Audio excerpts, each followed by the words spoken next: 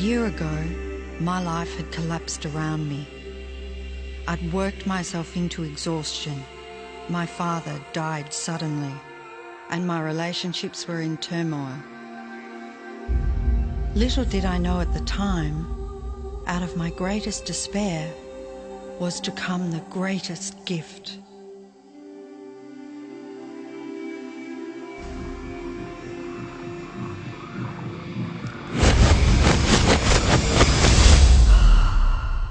I'd been given a glimpse of a great secret.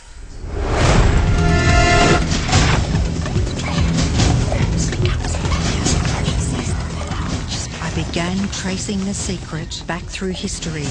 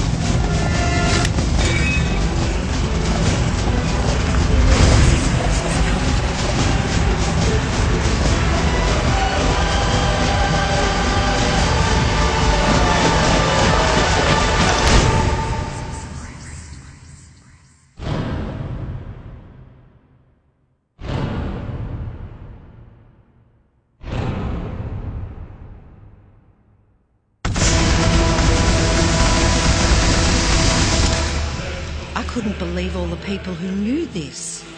They were the greatest people in history.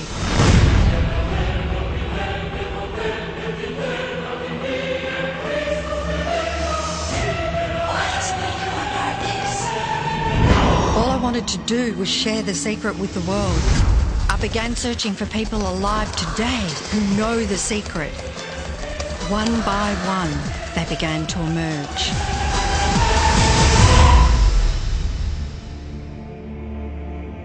You know, this secret gives you everything you want. Happiness, health, and wealth. You can have, do, or be anything you want. We can have whatever it is that we choose. I don't care how big it is. What kind of a house do you want to live in? Do you want to be a millionaire? What kind of a business do you want to have? Do you want more success? What do you really want? I've seen many miracles take place in people's lives. Financial miracles, miracles of physical healing, mental healing, healing in relationships. All of this happened because of knowing how to apply the secret. This is the great secret of life.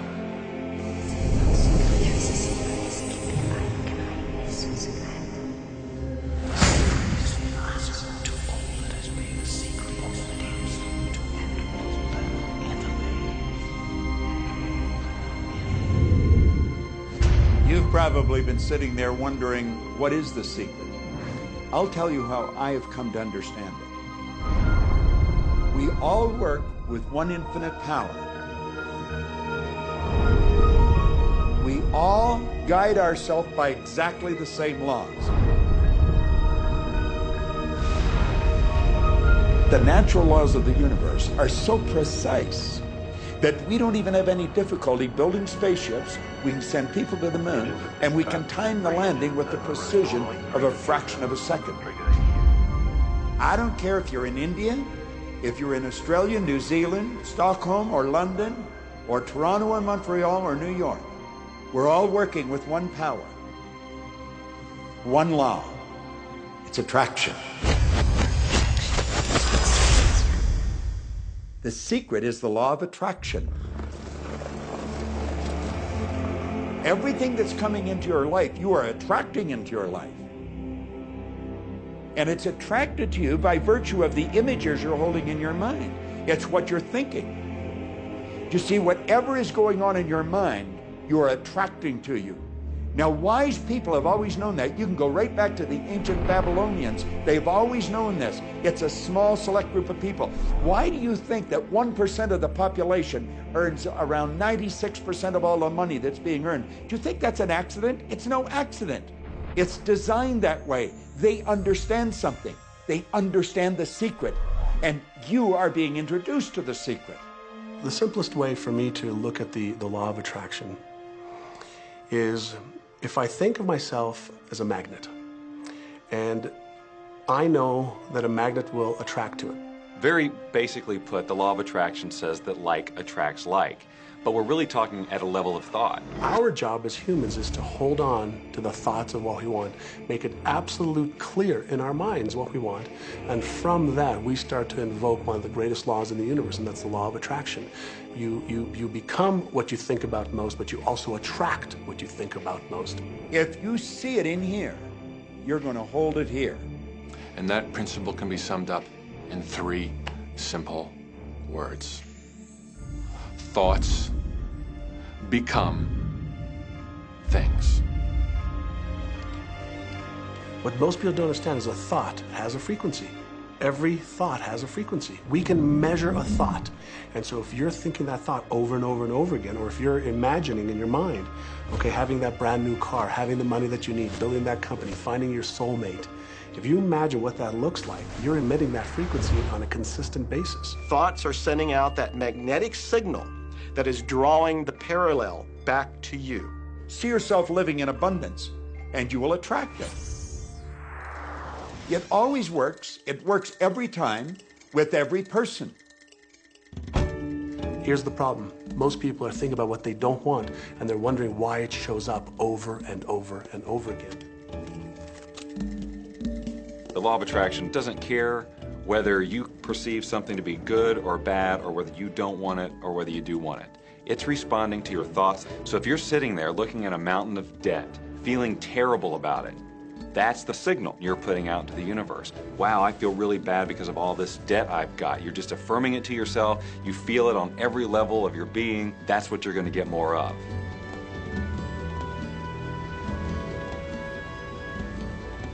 So when you're looking at that thing you want and you're saying yes to it, you're activating a thought. And the law of attraction is responding to that thought and bringing you things that match that. But when you are looking at something that you do not want and you shout no at it, you're actually not pushing it away. Instead, you're activating the very thought of what you do not want, and now law of attraction is lining those things up for you also. This is a universe that is based upon attraction. Everything is about attraction. The law of attraction is always working. Whether you believe it or understand it or not, it's always working. You might be thinking about the past or the present or the future, but whether you're remembering or observing or imagining, still in that process you are activating thought. And law of attraction, which is the most powerful law in the universe, is responding to your thought. Creation is always happening.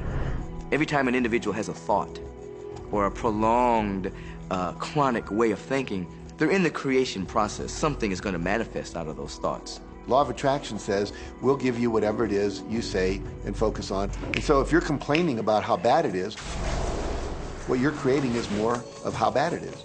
Oh, look! I found that!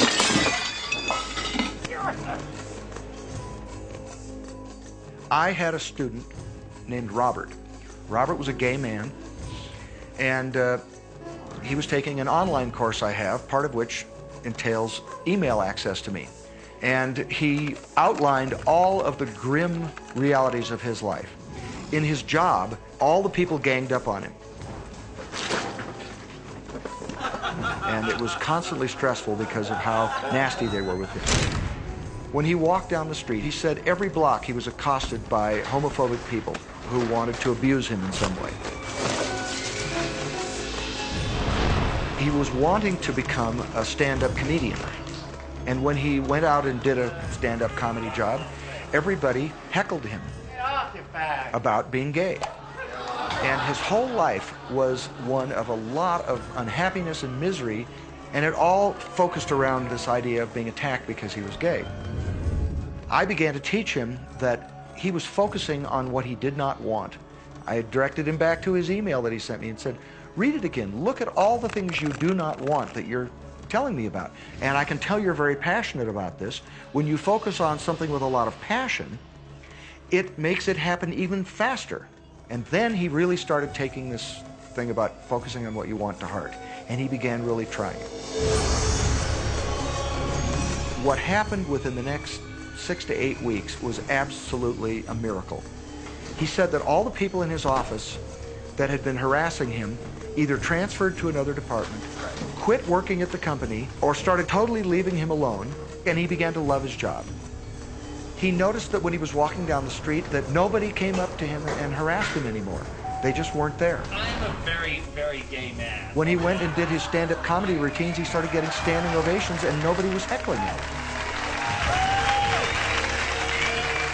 His whole life changed because he changed from focusing on what he did not want, what he was afraid of, what he wanted to avoid, to focusing on what he did want. So we may be very positive in our outlook and orientation, and we tend to attract positive people and positive events and circumstances. We may be very negative in our orientation or very angry, in which case we tend to attract negative, angry people and negative, angry circumstances.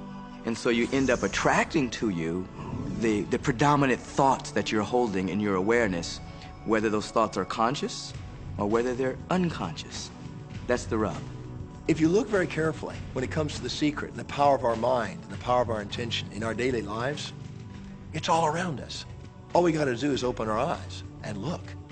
You see law of attraction evidenced in your society when you see that the one who speaks most of illness has it, when you see that the one who speaks most of prosperity has it. Law of attraction is evident everywhere around you if you are understanding what it is. It has to do with you being a magnet, attracting thought, attracting people, attracting events, attracting lifestyle.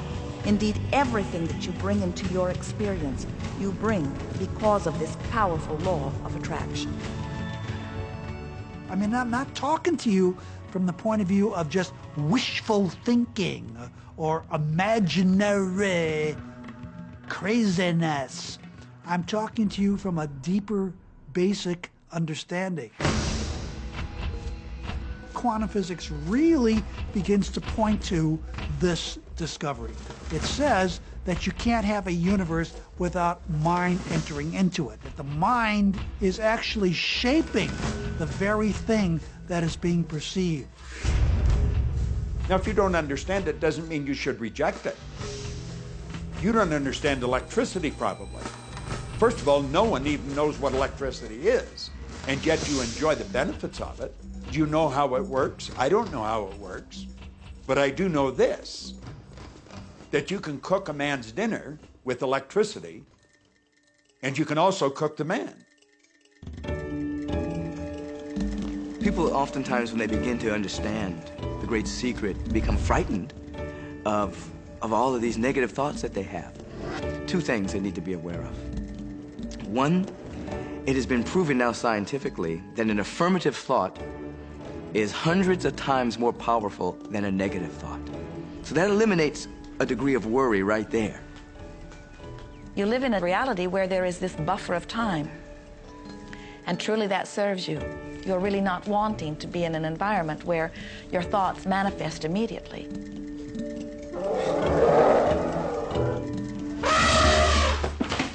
The evidence is long in coming, and that is really a good thing. So you want to become aware of your thoughts, you want to choose your thoughts carefully, and you want to have fun with this, because you are the masterpiece of your own life. You are the Michelangelo of your own life. The David that you are sculpting is you, and you do it with your thoughts. The leaders in the past who had the secret wanted to keep the power and not share the power. So they kept people ignorant of the secret. People went to work, they did their job, they came home. They were on a treadmill with no power because the secret was kept in the few.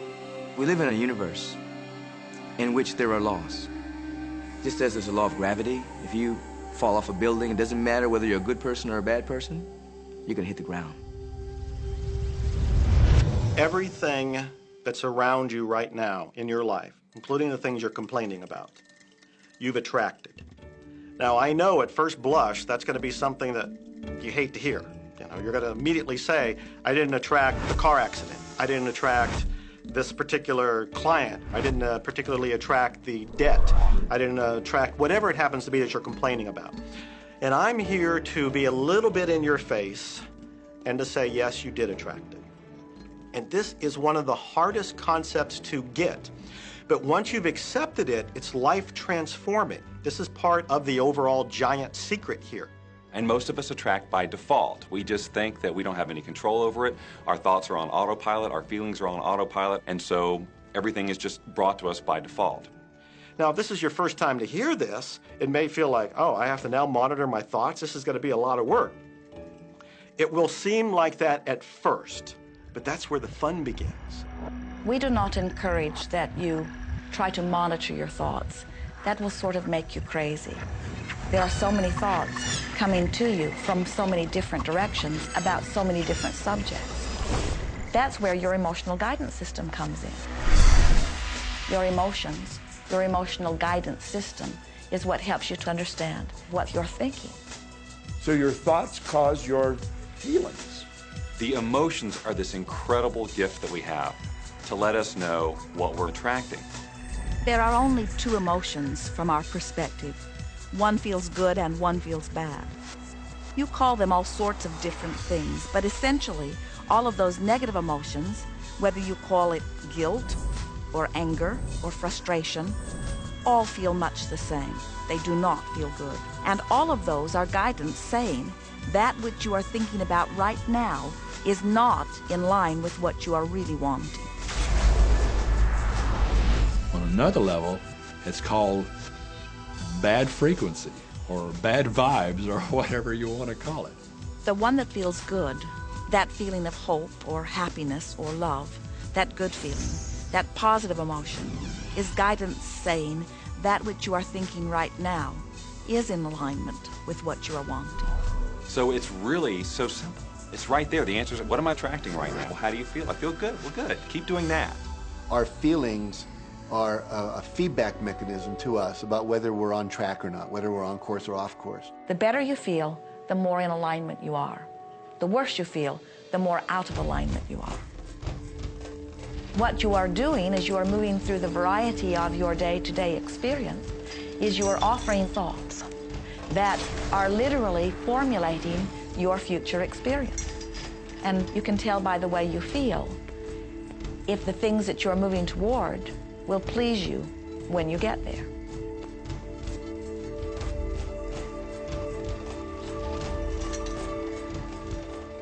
Whatever it is you are feeling is a perfect reflection of what is in the process of becoming. And you're getting exactly what you're feeling about, not so much what you're thinking about. That's why people, if they stub their toe out of bed, they tend to spiral.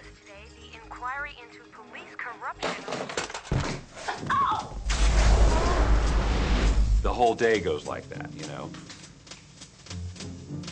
They have no clue that a simple shifting of their emotions can change their entire day and life. If you start out having a good day and you're in that particular happy feeling, as long as you don't allow something to change your mood, you're going to continue to attract, by the law of attraction, more situations, circumstances, people that sustain that happy feeling. Good days, bad days, rich get richer, poor get poorer. It's all about what these people are predominantly and continually feeling. You can begin right now to feel healthy. You can begin to feel prosperous. You can begin to feel the love that's surrounding you, even if it's not there. And what will happen is the universe will correspond to the nature of your song. The universe will correspond to the nature of that inner feeling and manifest, because that's the way you feel. So basically what you focus on with thought and feeling is what you attract into your experience, whether or not it's something you want. What you think and what you feel and what manifests is always a match. every single time, no exception. It's hard to swallow. But when we can begin to open ourselves up to that, the ramifications are awesome. It means that whatever thought has done in your life, it can be undone through a shift in your awareness.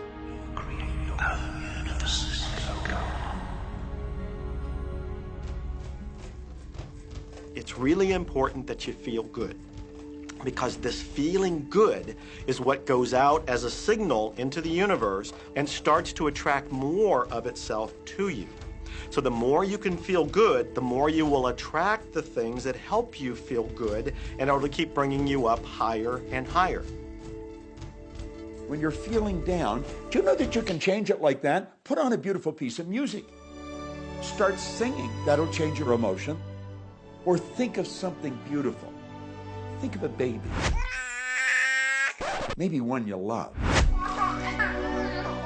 And dwell on it. Really keep that thought in your mind. Block everything out, put that thought. I guarantee you'll start to feel good. This principle applies to your family pet, for instance, which I believe are wonderful because they put you in a great emotional state. When you feel love for your pet, that's a great state of love. It's going to bring goodness into your life. What a gift that is. And when you begin to get the hang of this, when you begin to guide your thoughts based upon the way they feel, and you begin to notice the correlation between what you're feeling and thinking and what's coming back to you, before you know it, you will know that you are the creator of your own reality. And those who are watching from a distance will stand in amazement at the perfect life you live. Since I learned the secret and started applying it to my life has truly become magical. I think the kind of life that everybody dreams of, and I live on a day-to-day basis. I live in a $4.5 million mansion. I have a wife to die for. I get to vacation in all the fabulous spots of the world. I've climbed mountains, I've explored, I've been on safaris. And all of this happened and continues to happen because of knowing how to apply the secret. Life can be absolutely phenomenal, and it should be, and it will be, when you start using the secret.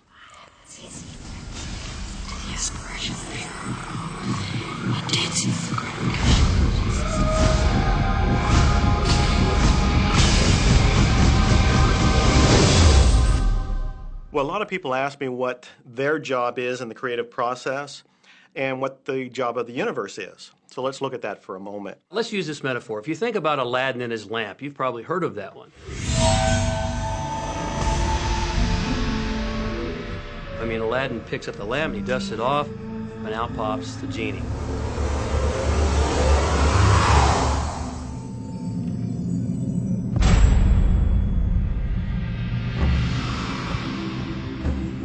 And the genie always says one thing. Your wish is my command. If you trace the story back to its origins, you know, we now think that there's 3 wishes, but if you trace the story back to its origins, there's absolutely no limit whatsoever to the wishes. Think about that one. Now, let's take this metaphor and blow it out and apply it to you and your life. Remember, Aladdin is the one who always asks for what he wants. Then you've got the universe at large, which is this grand genie, and traditions, you know, have called it so many different things. Your holy guardian angel, your higher self. I mean, we could put any label on it, and you choose the one that works best for you. But every tradition has told us there's something bigger than us. And the genie always says one thing. Your wish is my command. So we like to say to you that the creative process is a 3-step process. Step 1 is you must ask for what you want. You do not need to use words to ask. In fact, the universe is not even hearing words from you. The universe is responding completely to your thoughts.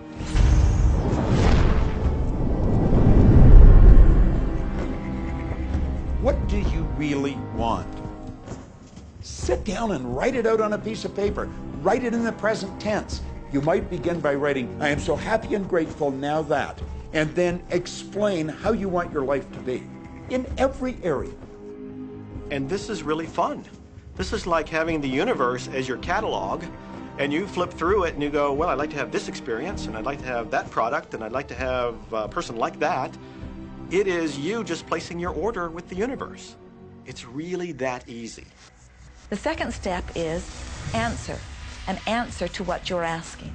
And that is not your work in your physical form. The universe will do that step for you. All of the universal forces are responding to the thoughts that you have set into motion. Your wishes might be manifest. And the universe will start to rearrange itself to make it happen for you.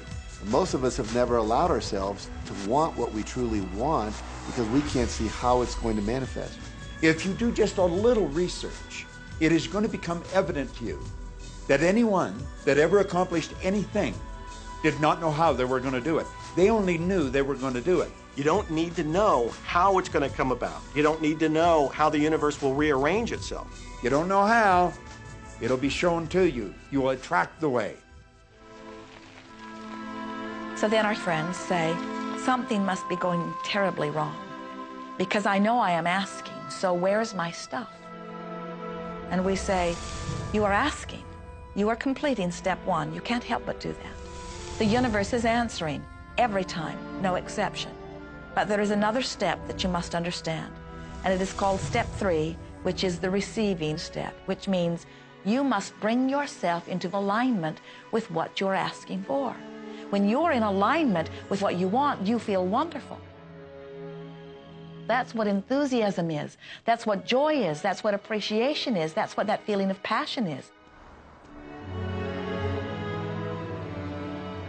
But when you are feeling despair or fear or anger, those are strong indicators that you are not right now in alignment with what you're asking for.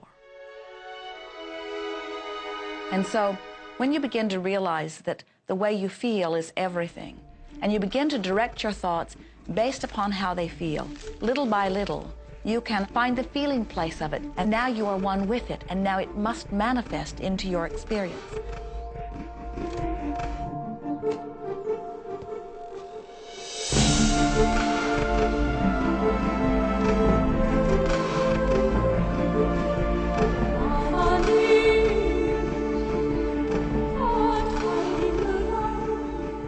And when you turn that fantasy into a fact, you're in the position to build bigger and better fantasies. And that, my friend, is the creative process. So the law of attraction, the study and practice of the law of attraction is just figuring out what will help you generate the feelings of having it now. Go test drive that car. Go shop for that home. Get in the house. Do whatever you have to do to generate the feelings of having it now and remember them. Whatever you can do to do that will help you to literally attract it. It could be you wake up and it's just there, it's manifest. Or you might get some inspired idea of some action to take. You certainly shouldn't be going, well, I could do it this way, but man, I would hate that, because you're not on the right track if that's the case. Action will sometimes be required, but if you're really doing it in line with what the universe is trying to deliver, it's going to feel joyous, you're going to feel so alive, time will just stop, you could do it all day. The universe likes speed. Don't delay, don't second guess, don't doubt. When the opportunity's there, when the impulse is there, when the intuitive nudge from within is there, act. That's your job. And that's all you have to do. You will attract everything that you require. If it's money you need, you'll attract it. If it's people you need, you'll attract it. If it's a certain book you need, you'll attract it. You've got to pay attention to what you're attracted to. Because as you hold images of what you want, you're going to be attracted to things and they're going to be attracted to you. But it literally moves into physical reality with and through you. And it does that by law. You can start with nothing. And out of nothing and out of no way, a way will be made. Think of this, a car driving through the night, the headlights only go 100 to 200 feet forward, and you can make it all the way from California to New York driving through the dark because all you have to see is the next 200 feet. And that's how life tends to unfold before us. And if we just trust that the next 200 feet will unfold after that, and the next 200 feet will unfold after that, your life will keep unfolding, and it will eventually get you to the destination of whatever it is you truly want because you want it.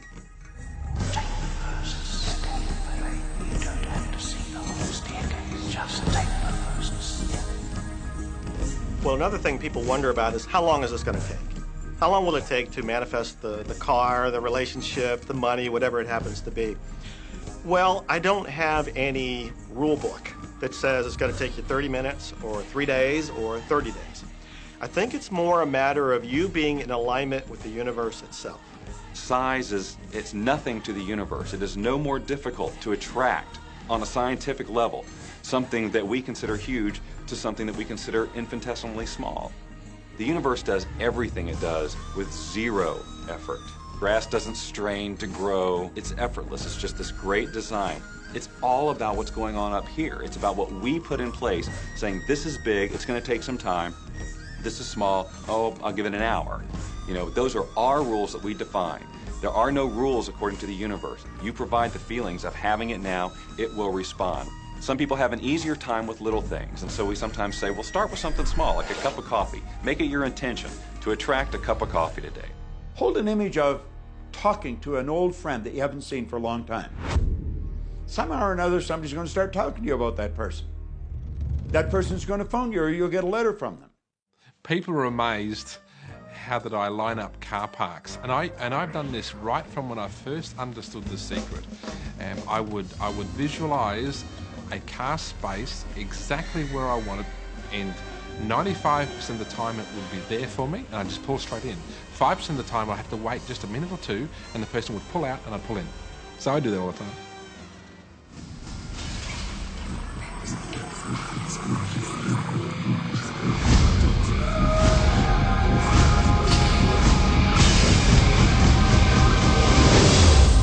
A lot of people feel stuck or in prison or confined by their current circumstances. And I'm trying to point out that whatever your circumstances right now, that is only your current reality. And current reality will begin to change as a result of watching this and beginning to use The Secret. But sometimes it feels like you're stuck because you continue to think the same thoughts over and over again. And so you tend to get the same results over and over again. And the reason is because most people offer the majority of their thought in response to what they are observing. You see, if you're just looking at what is, then you're just thinking about what is. And when you think about what is, law of attraction gives you more of it. And then if you just observe what is, then you're just thinking about what is. And law of attraction gives you more of what is. And then if you just observe, well, we've been over this, haven't we? You have to find a way that you are approaching what is through a different vantage point. Most people look at their current state of affairs and they say, this is who I am. That's not who you are. That's who you were. You see, if you look at your current state of affairs right now, let's say, for instance, that you don't have a lot of money in your bank account, or you don't have the relationship that you want, or your health and fitness isn't up to par. That's not who you are. That's the residual outcome of your past thoughts and actions. So we're constantly living in this residual, if you will, of the thoughts and the actions we've taken in the past. When you look at your current state of affairs and define yourself by that, then you doom yourself to have nothing more than the same in the future. All that we are is the result of what we have thought. Okay, what can you do right now to begin to turn your life around? I'll tell you 2 or 3 things. Start making a list of things to be grateful for. Start with that, because this shifts your energy. It starts to shift your thinking. Where before this exercise, you might be focusing on what you don't have, and you might be focusing on your complaints, and you might be focusing on whatever the problems are. When you do this exercise, you start to go in a different direction. You start to be grateful for all the things that you feel good about. Gratitude is absolutely the way to bring more into your life. Every man knows that when his wife's appreciating him for the little things he does, what does he want to do? He wants to do more. It's always about appreciation. It pulls things in. It attracts support. I've said for many years that whatever we think about and thank about, we bring about. Because that's that feeling that you have to have, you know. And so for me, it's been such a powerful exercise every morning to get up and say thank you. Every morning when my feet hit the floor, thank you. And then I start running through what I'm grateful for as I'm going to brush my teeth and do the things I do in the morning. And I'm not just thinking about them and doing some rote routine, but I'm putting it out there and I'm feeling the feelings of gratitude. Because as soon as you start to feel differently about what you already have, you will start to attract more of the good things, more of the things you can be grateful for. Because you can look around and say, well, look, I don't have the car I want, I don't have the house I want, I don't have the health I want, I don't have the spouse I want. Whoop, back up, back up. Those are all the things you don't want. Focus on what you already have that you're grateful for. And it might be you have the eyes to watch this. It might be the clothes that you have. Yes, you might prefer something else, and you might get something else pretty soon if you start feeling grateful for what you have. I think everybody goes through times when they say, oh man, things aren't working right, or things are going bad, and there were some things going on in my family, and I found a rock. I was just sitting here holding this rock. You might see me carrying around. I found a rock. I stuck it in my pocket, and I said, you know what? Every time I touch this rock, I'm going to think of something that I'm grateful for. And so every morning when I get up in the morning, I pick it up off the dresser, I put it in my pocket, and I go through the things that I'm grateful for. At night, what do? You empty your pocket, and there it is again. And I've had some different experiences with that. I've had some amazing experiences. I had a guy from South Africa, and he saw me drop it. He said, what is that? Well, what's that? I explained it to him, so he started calling it a gratitude rock. Gratitude rock. 2 weeks later, I got an email from him from South Africa. And he said, my son is dying from a rare disease. It's a type of hepatitis. He said, would you send me 3 gratitude rocks? Now, they're just rocks I found off the street, you know? So I said, sure. I had to make sure that the rocks were very special. And so I went out to the stream, looked, picked out the right rocks, and sent them off to him. 4 or 5 months later, I get an email from him. He said, my son's better. He's doing terrific.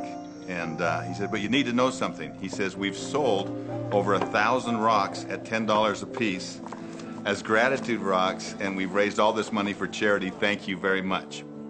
And so it's very important to be in an attitude of gratitude, as I call it. Another thing that I would suggest that you do right now to turn your life around, and this is so huge that I can't find the words to describe just how powerful this can be for you.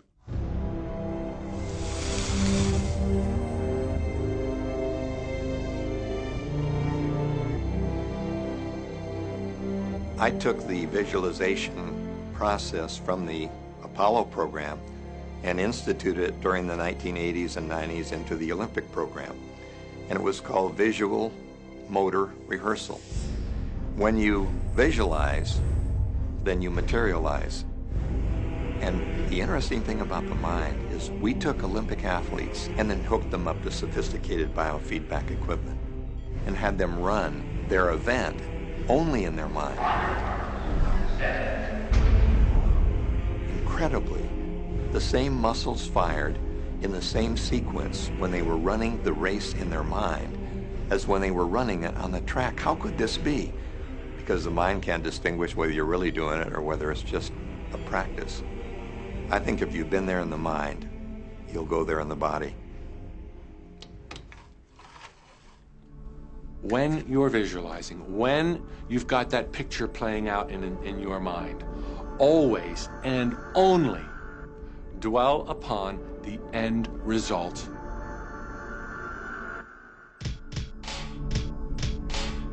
Here's an example. Look at the back of your hands right now. Really, look at the back of your hands. The color of your skin, the freckles, the blood vessels, the rings, the fingernails, the fake fingernails. Take in all those details right before you close your eyes. And then see those hands, your fingers, wrapping around the steering wheel of your brand new car.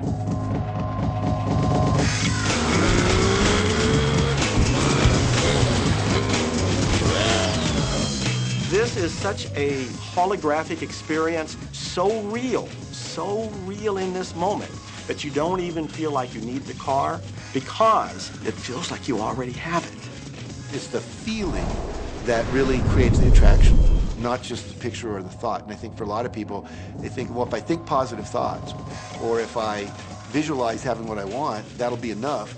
But if you're doing that and still not feeling abundant or feeling, loving and joyful, then it doesn't, from my mind, really create the power of the attraction. This is where the secret actually moves into action. You put yourself in the feeling place of really being in that car, not, oh, I wish I could get that car, or someday I'll have that car, because that's a very definite feeling associated with that. It's not in the now, it's not, it's in the future.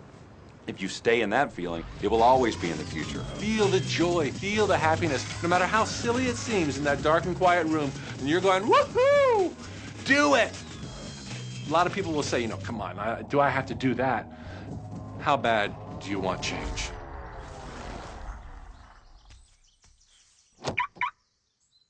Now that feeling and that inner seeing will begin to be an open doorway through which the power of the universe will begin to express.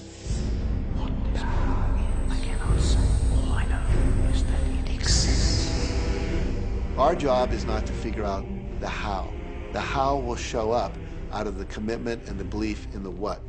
The hows are the domain of the universe. It always knows the shortest, quickest, fastest, most harmonious way between you and your dream. If you turn it over to the universe, you will be surprised and dazzled by what is delivered to you.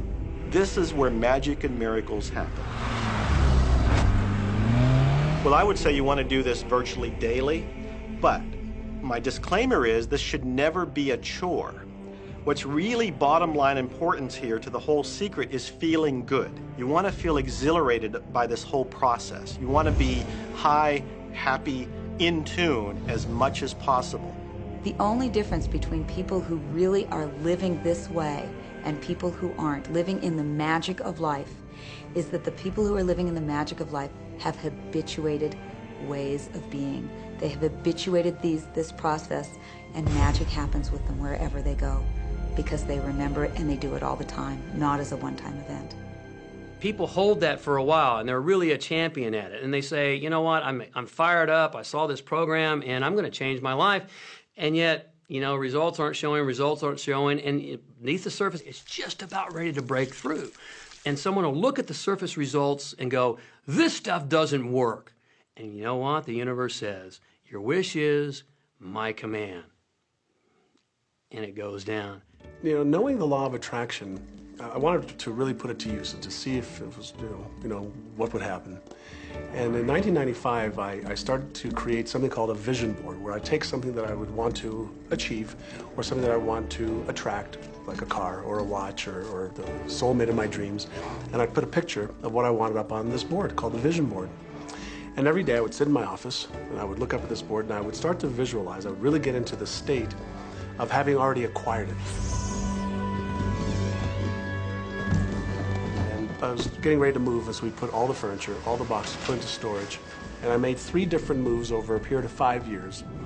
And then I ended up in California and bought this house, renovated it for a year, and then had all the stuff brought from my former home 5 years earlier. One morning, about 7:30 in the morning, my son comes into my office, and one of the boxes that was sealed for 5 years was right at the doorstep. And my son, Keenan, was sitting on the box, banging away at the box, and I said, sweetheart, will you please stop me? I'm doing some work here. And he says, what's in the boxes, Daddy? And I said, well, honey, those are my vision boards. What's a vision board? I said, well, it's where I put all my goals up. I cut them out and I put all my goals up as something that I want to achieve in my life. And of course, at 5.5 years old, he didn't understand it. So I said, sweetie, let me just show you, because that'll be the easiest way to do it. And so I cut the box open. And when I pulled up the vision boards, there was a picture on there of a home that I was visualizing 5 years earlier. And what was shocking to me was we were living in that house, not a house like it. I had bought my dream home, renovated it, and didn't even know it. But I looked at that house, I started to cry because I was just blown away. Why are you crying? Honey, I finally understand how the law of attraction works. I finally understand the power of visualization. I finally understand everything that I've read, everything that I've worked with my whole life, the way I've built companies. It worked for my home as well. And I bought our dream home and didn't even know it.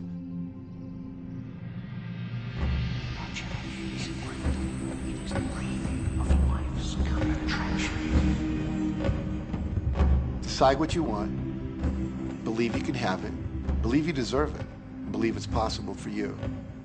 And then close your eyes every day for several minutes and visualize having what you already want and feeling the feelings of already having it. Come out of that and focus on what you're grateful for already. And really enjoy it, okay? And then go into your day and release it to the universe and trust that the universe will figure out how to manifest it.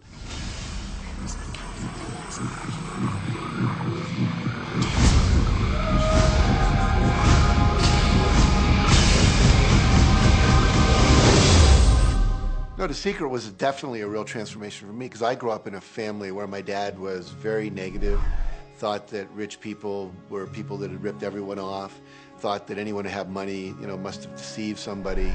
And so I grew up with a lot of beliefs about money, that if you had it, it made you bad. Only evil people have money. And, money doesn't grow on trees. That was a big one. Who do you think I am, Rockefeller? That was one of his favorite phrases. So I grew up truly believing that life was difficult, that it was hard, you had to struggle. And it was only when I met W. Clement Stone that I literally began to shift my life. Whatever the mind of man can conceive and achieve. When I was working with Stone, he said, I want you to set a goal that's so big that if you achieved it, it would blow your mind. And you would know it's only because of what I've taught you that you would have achieved this goal. Well, at the time, I was making about $8,000 a year. And for some reason, I wanted something that was really measurable. So I said, I want to make $100,000 in a year. Now, I had no idea how I could do that. I saw no strategy, no possibility, but I just said, I'm going to declare that, I'm going to believe it, I'm going to act as if it's true, and release it. And so I did that. And one of the things he taught me was every day to close your eyes and visualize the goal as if it's already achieved. And I had actually made a $100,000 bill that I put on the ceiling. So the first thing I'd see when I woke up, I'd look up and there it was. It would remind me that this was my intention. And then I would close my eyes and visualize having this $100,000 a year lifestyle. And interestingly enough, nothing major happened for about 30 days. I didn't have any great breakthrough ideas. No one was offering me more money. And all of a sudden, I was in the shower, it was about 4 weeks into it, and I had a $100,000 idea. It just came right into my head. I had a book I had written, and I said, if I could sell 400,000 copies of my book at $0.25 each, that'd be $100,000. Now, the book was there, but I never had this thought.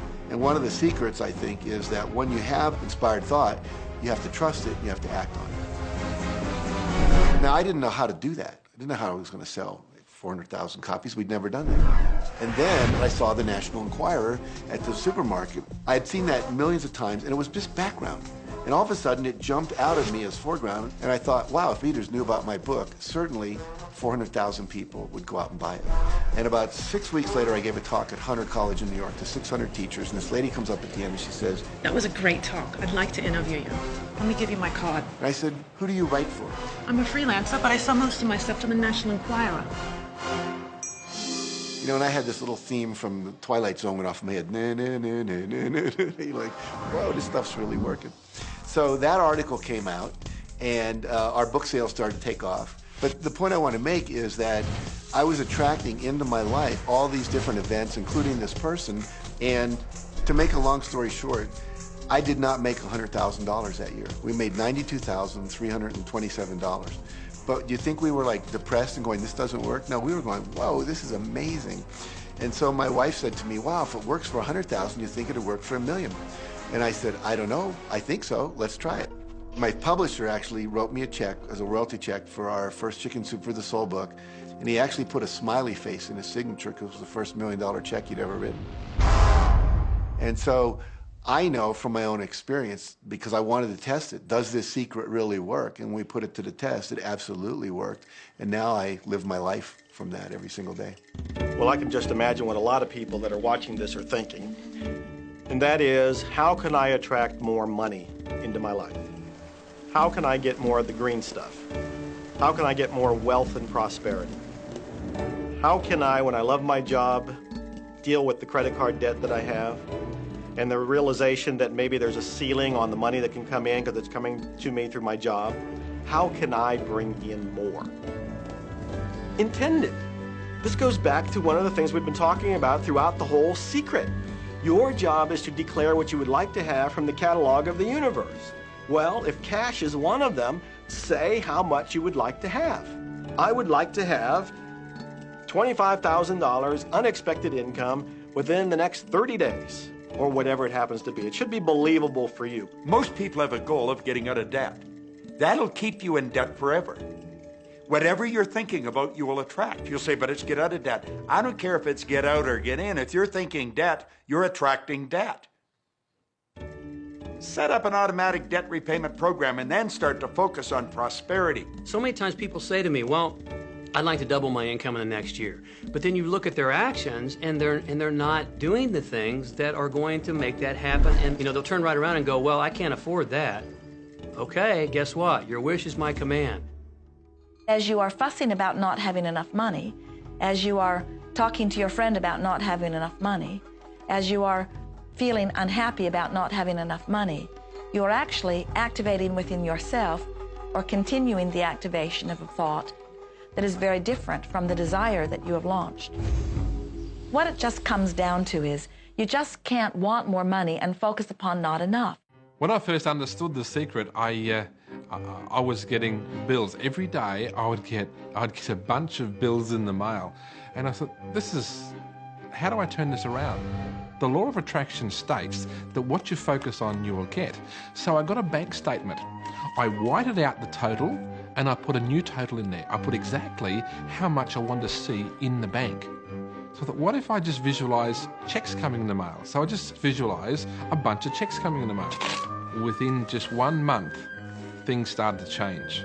And it is amazing. Today, I just get checks in the mail. I get a few bills, but I get more checks than bills. I grew up on you have to work hard for money, you have to work hard for money. And so I replaced that with money comes easily and frequently. Now, in the beginning, it feels like a lie, right? There was a part of your brain that will say, oh, you liar, it's hard. So you have to know it's this little tennis match that will go on for a while. When it comes to creating wealth, wealth is a mindset. It's all about how you think. I'd say 80% of my coaching that I do one-on-one with folks is about their psychology and the way they think. And I know when people are listening, they say, oh, well, you can do it, I can't. Every person has the capability to change the way they're in a relationship and conversation with money.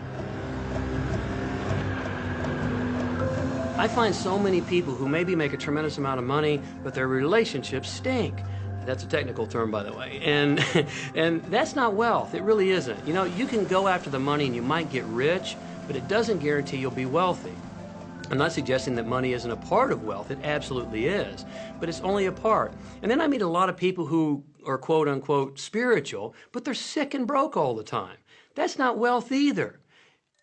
Life is meant to be abundant in all areas. Many people in Western culture are striving for success. They want to have the home, they want their business to work, they want all of these things. But what I found in my research is that having those things certainly doesn't guarantee what we really want, which is happiness. And that's when all those outer things come. They don't come from going after them first to get happiness. It's backwards. You go for the sense of inner joy, of inner peace, of inner vision first, and then all the other things from the outside appear.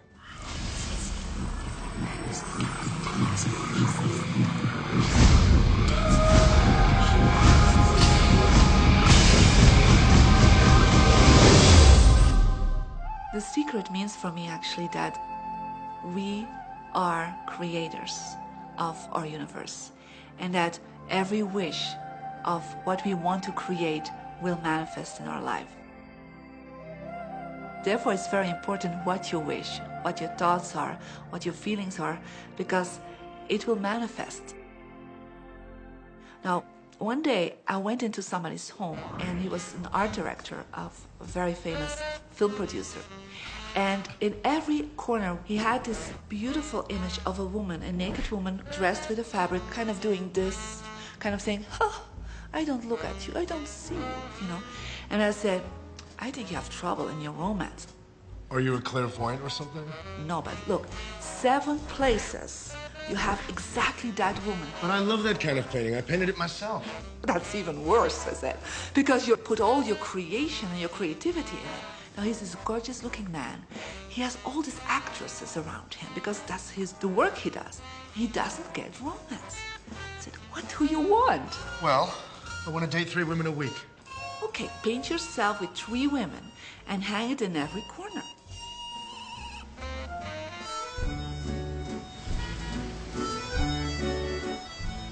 6 months later, I see him in Europe and said, how is your love life? Great. They just call me. They all want to date me.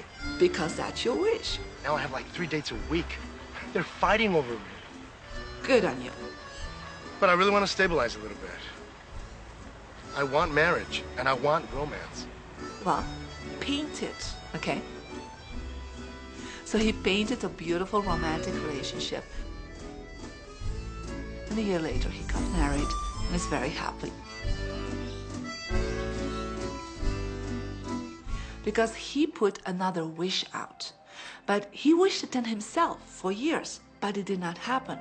Because his wish could not manifest because the outer level of himself, his house, was just contradicting himself all the time. So if you know this knowledge, you should start playing with it.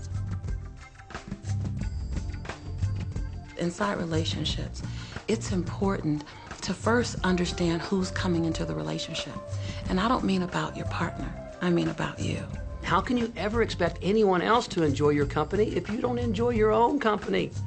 And so, again, the law of attraction, or the secret, is about bringing that into your life, and you've got to get really, really clear. Here's the question I would ask you to consider. Do you treat yourself the way that you want other people to treat you? You become the solution for you. Don't now you owe me and you need to give me more. Instead, give more to yourself. Take time off to give to yourself, in a sense, to fill yourself up to fullness, to where now you can overflow in giving. I got into many relationships expecting my partner to show me my beauty. I needed to see him showing me my beauty because I didn't feel beautiful. Because when I was growing up, my sheroes were Charlie's Angels, the Bionic Woman, Wonder Woman. And though they were wonderful women, none of them looked like me. It wasn't until I stopped and I fell in love with Lisa, full lips, round hips, mocha skin, afro, that the rest of the world began to fall in love with Lisa. There's something so magnificent about you. I have been studying me for 44 years. I want to kiss myself because you're going to get to love yourself. I'm not talking about conceit. I'm talking about a healthy respect for yourself. And as you love yourself, you'll love others. Sometimes people will say, those people at work are so negative, or the man I live with is so angry, or my children are so worrisome to me. And we say, you must orient yourself to the best part of those people who surround you. We encourage that you get a notebook and that you make a list of the positive aspects of the people that you spend a lot of time with.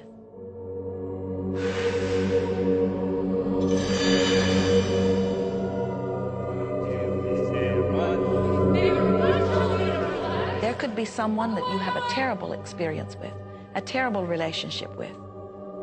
And in the privacy of your own mind, and with quite a bit of work, we will admit, as you focus upon things that you like most, those people will become that mostly to you. And even though you cannot create in their reality, if they are in a mood or an attitude that doesn't match the mood or attitude that you have about them, they'll zig while you zag.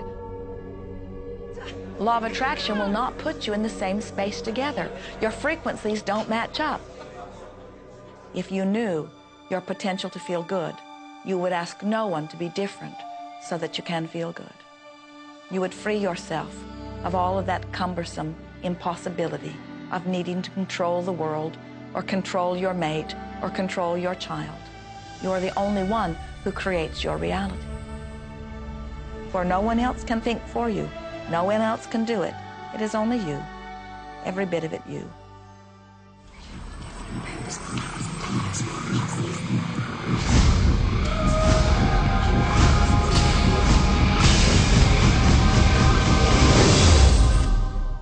It's important to recognize that our body is really the product of our thoughts.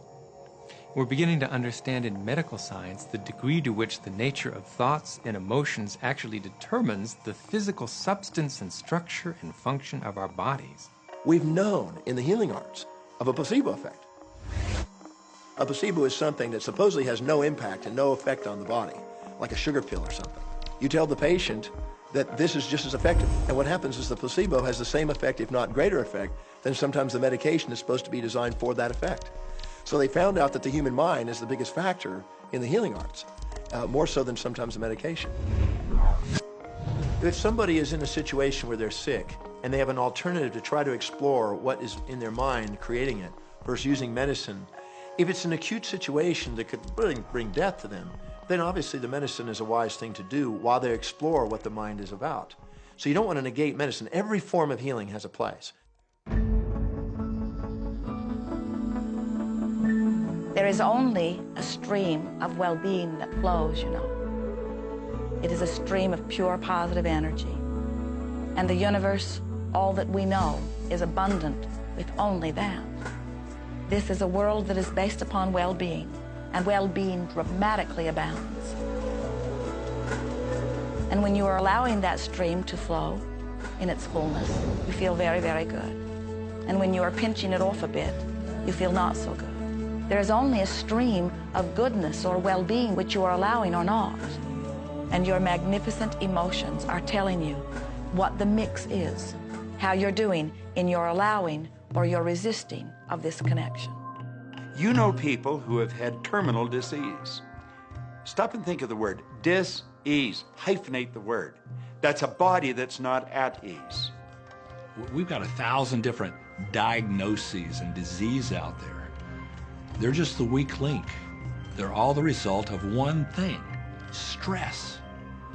And you put enough stress on the chain, you put enough stress on the system, and one of the links breaks. Our physiology creates disease to give us feedback, to let us know we have an imbalanced perspective and we're not loving and we're not grateful. So the body's signs and symptoms are not something terrible. The question that's frequently asked is when a person has manifested a disease in their body temple or some kind of discomfort in their life, through the power of right thinking, can it be turned around? And the answer is absolutely yes. On November 23rd, I was diagnosed with breast cancer. I truly believed in my heart, with my strong faith, that I was already healed. During the day, all day long, I would just say, thank you for my healing. On and on and on I went, thank you for my healing. I believed in my heart I was healed. I saw myself as if cancer was never in my body. One of the things I did to heal myself was to watch very funny movies. That's all we would do, is just laugh, laugh, laugh. We couldn't afford to put any stress in my life because we knew stress was one of the worst things you can do while you're trying to heal yourself. From the time I was diagnosed, which was November 23rd, to the time I was healed totally was approximately 3 months. And that's without radiation and chemotherapy. Well, we come with a basic program. It's called self-healing. You get a wound, it grows back together. You get a bacterial infection, the immune system comes and takes care of those bacteria and heals it up. The immune system is made to heal itself. Dis-ease cannot live in a body that's in a healthy emotional state. Your body is casting off millions of cells every second, and it's creating millions of new cells. In fact, literally, parts of our body are replaced every day. Other parts take a few months, other parts a couple of years. But within a few years, we have a brand new physical body. If you have a disease and you're focusing on it and you're talking to people about it, you're going to create more diseased cells. See yourself living in a perfectly healthy body. Let the doctor look after the disease. Can you feel the difference between having painful arthritis in your hips and feeling fearful about it? Or having painful arthritis in your hips and feeling hopeful about it? The difference between fearful and hopeful is the difference between recovery or not. Happier thoughts lead to essentially a happier biochemistry, a happier, healthier body. Negative thoughts, stress, have been shown to seriously degrade the body and the functioning of the brain, because it's our thoughts and emotions that are continuously reassembling, reorganizing, recreating our body. Remove physiological stress from the body, and the body does what it was designed to do. It heals itself. I've seen kidneys regenerated. I've seen cancer dissolved. I've seen eyesight improve and come back. I always say that incurable means curable from within. You can change your life and you can heal yourself.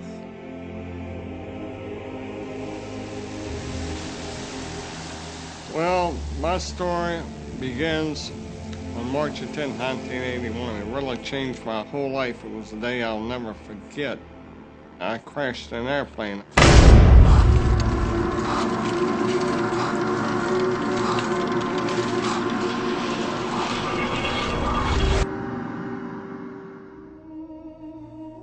I ended up in the hospital completely paralyzed. My spinal cord was crushed. I broke the first and second cervical vertebrae. My swallowing reflex was destroyed. I couldn't eat or drink. My diaphragm was destroyed. I couldn't breathe. All I could do was blink my eyes. The doctors, of course, said all my life I'd be a vegetable. All I'd do is blink my eyes the rest of my life. That's the picture they saw of me, but it didn't matter what they thought. The main thing was what I thought.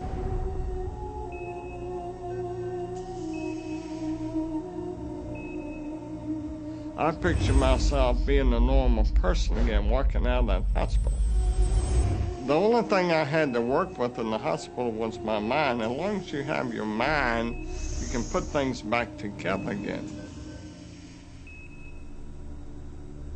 I was hooked to a respirator, and they said I'd never breathe on my own again because my diaphragm was destroyed. But this little voice kept saying to me, breathe deep, breathe deep.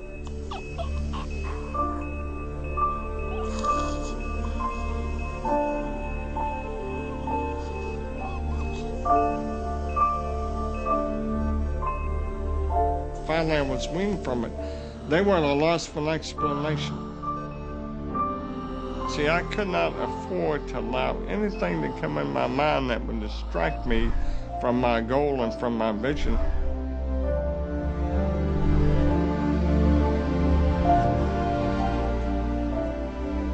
Well, I set a goal to walk out of the hospital on Christmas. That was my goal.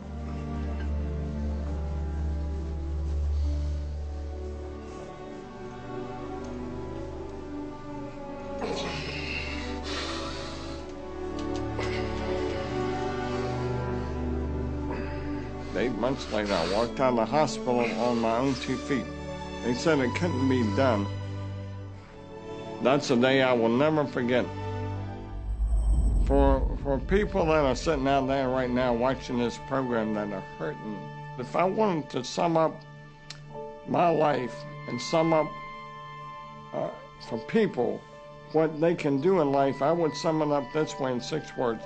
Man becomes what he thinks about.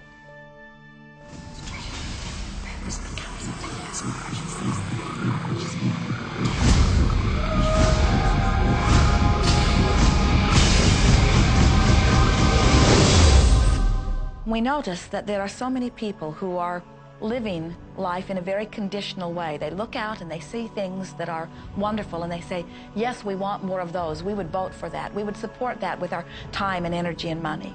But then they look out and they see things that they do not want, terrible things that they do not want to live and that they do not want to see others live. And they say, we've got to do something about getting rid of those things. But they don't realize that as they push against the unwanted, they add power to it.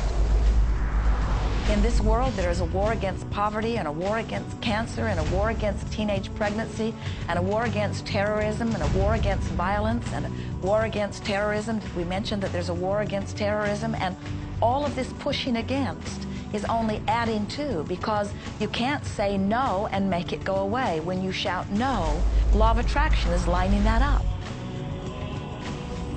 The reason that what you resist persists is because if you're resisting something, you're saying, no, I don't want this thing because it makes me feel this way, the way I'm feeling right now. So you're just putting out this really strong emotion of, wow, I really don't like this feeling, and it's there, and it just comes racing towards you. You know, the anti-war movement creates more war. The anti-drug movement has actually created more drugs because we're focusing on what we don't want, drugs. People will say, well, shouldn't I focus upon that? That is true.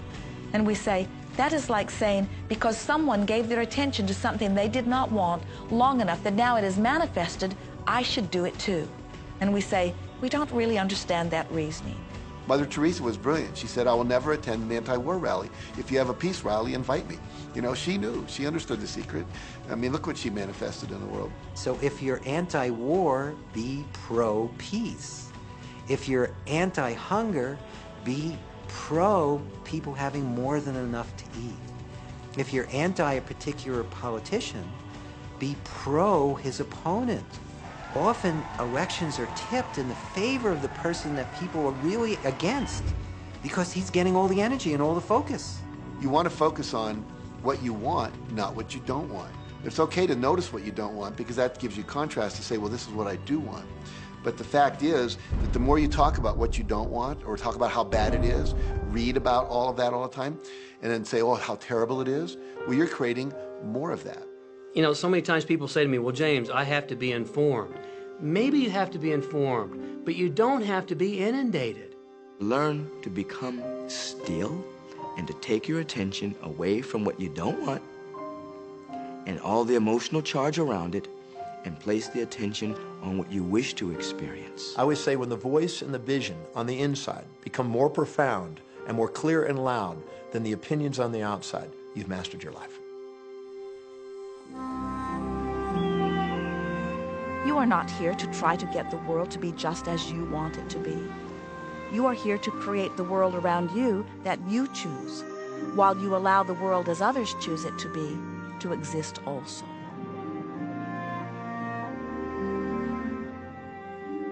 One of the questions I get almost all the time, and it's probably on somebody's mind right now if it's not on yours, and that's the idea that, well, if everybody uses The Secret and they all treat the universe like a catalog, aren't we going to run out of stuff? Won't everybody just make a run for it and bust the bank?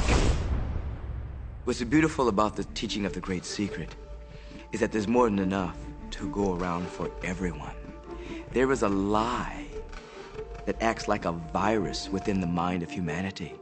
And that lie is there's not enough good to go around. There's lack, and there's limitation, and there's just not enough.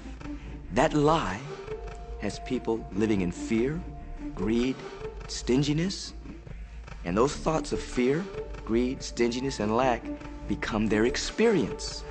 So the world has taken a nightmare pill. Now the truth is, there's more than enough good to go around. There's more than enough creative ideas. There's more than enough power. There's more than enough love. There's more than enough joy. All of this begins to come through a mind that is aware of its own infinite nature. Every great teacher who's ever walked the planet has told us that life was meant to be abundant. And so just when we think that resources are dwindling, we find new resources to achieve the same things. And so even though we say we have lack, it's because we don't open up our vision and see all of what's around us. You know, when everybody starts to live from their heart and go for what they want, they don't go for the same things. That's the beauty of this. We don't all want BMWs. We don't all want the same person. We don't all want the same experiences. We don't all want the same clothing. We don't all want fill in the blank. There's enough for everyone. If you believe it, if you can see it, if you act from it, it will show up for you. That's the truth. So let the variety of your reality thrill you as you get to choose from among it those things that you're wanting. And when you see something that you want in your experience, think about it. Find the feeling place of it. Get inside of it. Talk about it and write it down. Write a script about it. Make it your reality by becoming a match to it. And when you see those things that you're not wanting in your experience, do not talk about them. Don't write about them. Don't join groups that worry about them. Don't push against them. Do your best to ignore them. Remove your attention from the things that you do not want, while you give your undivided attention to the things that you do want. Most of the leaders in the past missed the great part of the secret, which is empowering and sharing with others. This is the best time to have ever been alive in history. It's the first time we've ever had the power to gain knowledge at our fingertips.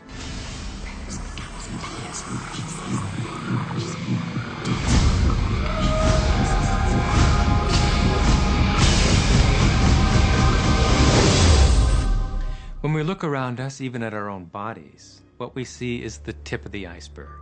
Think of this for a moment. Take your hand and look at it. Now, your hand looks solid, but it's really not. If you put it under a proper microscope, you'd see a massive energy vibrating. Everything is made up of the exact same thing, whether it's your hand, whether it's the ocean, or whether it's a star. Everything is energy. And let me help you understand that just a little bit. There's the universe, of course, and our galaxy, and our planet, and then individuals, and then inside of this body are organ systems, and then there's cells, and then there's molecules, and then there's atoms, and then there is energy. So there are a lot of levels to talk about something on, but everything in the universe is energy. I don't care what city you're living in, you've got enough power in your body, potential power, to illuminate the whole city for nearly a week.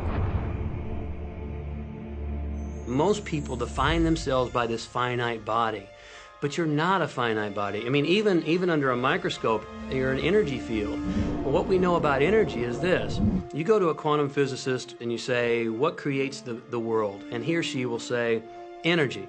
Well, describe energy. Okay, it can never be created or destroyed. It's always was, always has been. Everything that ever existed always exists. It's moving into form, through form, and out of form. Okay, great. You go to a theologian and you ask the question, what created the universe? And he or she will say, God.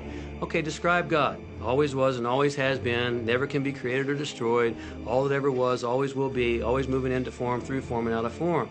You see, it's the same description, just different terminology.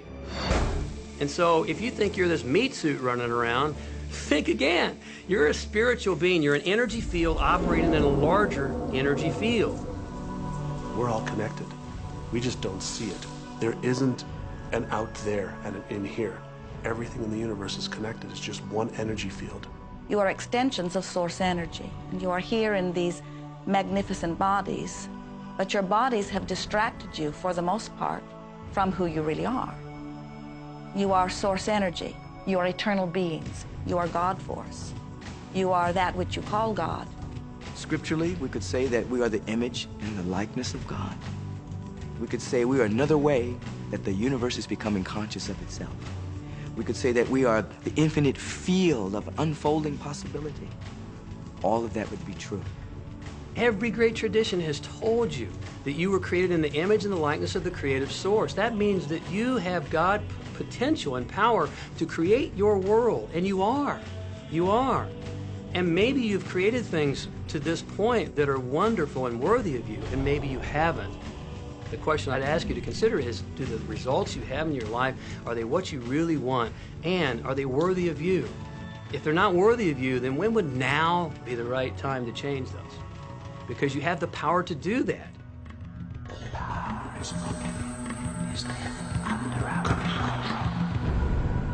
You know, a lot of people feel like they're victims in life, and they'll often point to past events, perhaps growing up with an abusive parent or in a dysfunctional family.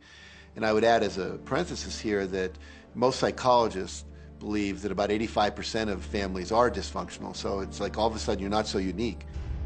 My parents were alcoholics, my dad abused me, my mother divorced him when I was 6. From the age of 13 to 18, I was involved in street gangs. I had a severe motorcycle accident. I was homeless at one point in Dallas.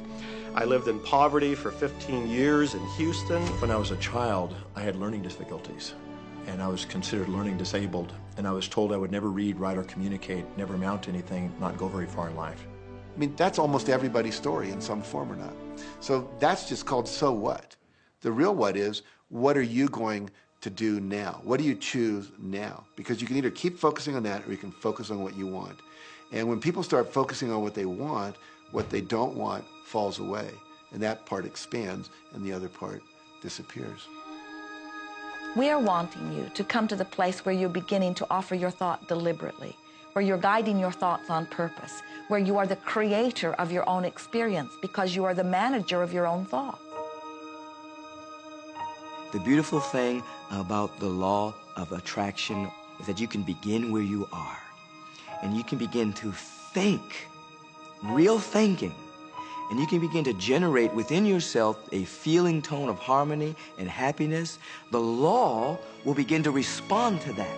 So now you start to have different beliefs, like there is more than enough in the universe, or you have the belief that everything goes right for me. Or you have the belief that I'm not getting older, I'm getting younger. We can create it the way we want it by using the law of attraction. And you can break yourself free from your hereditary patterns, cultural codes, social beliefs, and prove once and for all that the power within you is greater than the power that's in the world. Some of you may be thinking, well, that's very nice, but I can't do that, or she won't let me do that, or he'll never let me do that, or I haven't got enough money to do that, or I'm not strong enough to do that, or I'm not rich enough to do that, I'm not. Every single I'm not is a creation. Whether you can or you can't, you are right. Are there any limits to this? Absolutely not. We are unlimited beings. We have no ceiling. The capabilities and the talents and the gifts and the power that is within every single individual on this planet is unlimited.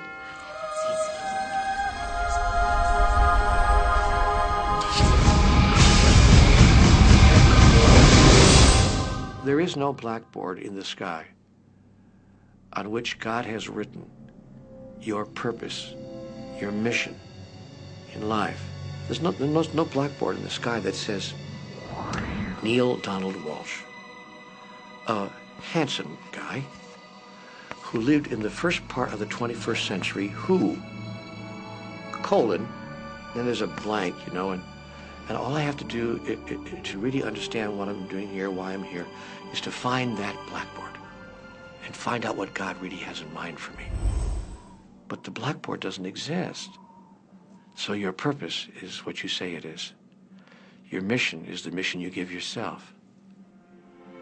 Your life will be what you create it as, and no one will stand in judgment of it now or ever. It took a lot of years for me to get this, because I grew up very much with this idea that, you know, there was something I was supposed to do, and if I wasn't doing it, I was like, God wouldn't be happy with me, you know? When I really got that my primary aim was to feel and experience joy, then I began to do only those things which brought me joy. We have a saying, you know, if it ain't fun, don't do it, you know? Joy, love, freedom, happiness, laughter. That's what it is.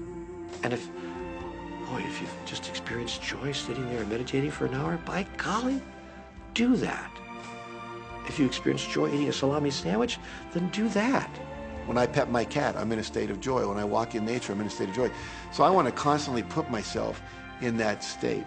And when I do that, then all I have to do is have the intention of what I want, and what I want manifest. So inner happiness actually is the fuel of success. Anything that makes you feel good is always going to be drawing in more.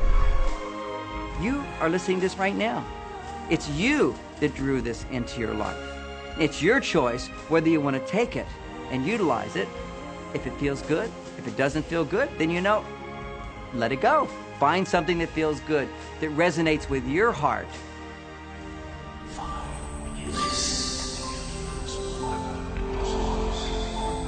Joseph Campbell said, follow your bliss.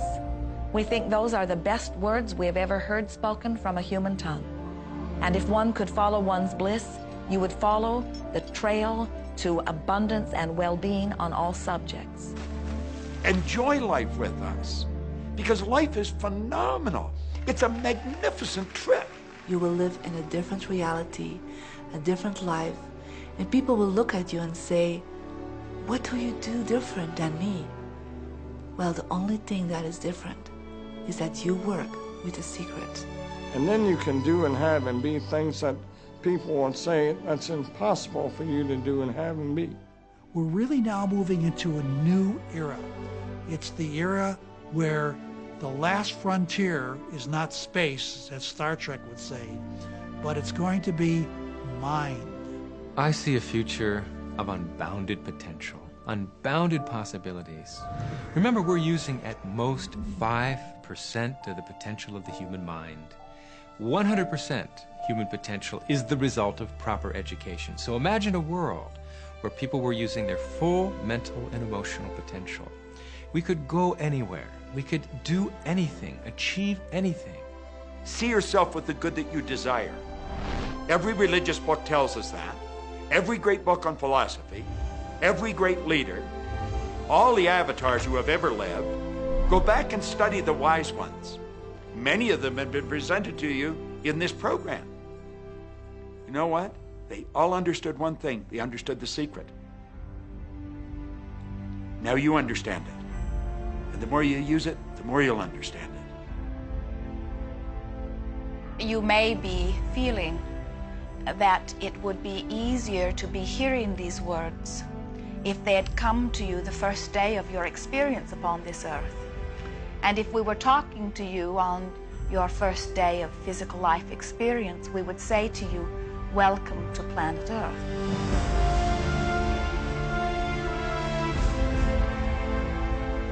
There is nothing that you cannot be or do or have. You are a magnificent creator, and you are here by your powerful and deliberate wanting to be here. Go forth, giving thought to what you are wanting, attracting life experience to help you decide what you want, and once you have decided, giving thought only unto that. Most of your time will be spent collecting data that will help you decide what it is you want. But your real work is to decide what you want and then to focus upon it. For it is through focusing upon what you want that you will attract it. That is the process of creating. I believe that you're great, that there's something magnificent about you.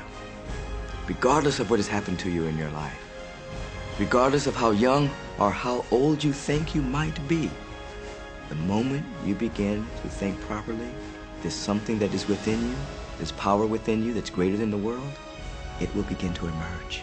It will take over your life. It will feed you. It will clothe you. It will guide you, protect you, direct you, sustain your very existence if you let it.